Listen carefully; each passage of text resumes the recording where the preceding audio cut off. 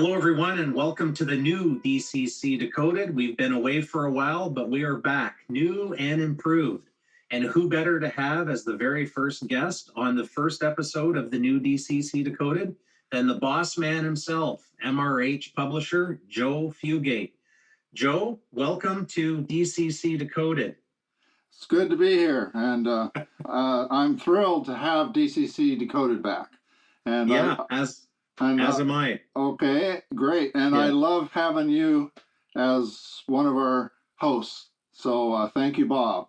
Well, thank you, because now that DCC Decoded's back, I'm off the bread line. So this is good. We'll be eating a little higher off the hog next week here. So good to hear. So take your time, and we'll break this into 18 different segments, and we'll really milk this for what it's worth.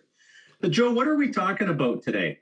We're going to be looking at wiring frogs, and there's lots of different options. You can do dead frogs, you can do powered frogs. With powered frogs, there's different approaches on those as well. And so I have this demo board set up with a turnout and some different options on it. So we'll take those and we'll demonstrate all the different approaches that you can take and what the outcomes will look like. Now, before we get started, let's define just exactly for those who may be new to the hobby or even new to the show here, what part of the turnout or the track switch are we talking about when we say the frog?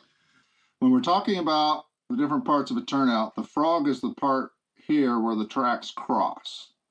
And anytime you have two tracks cross, there's a potential for a short.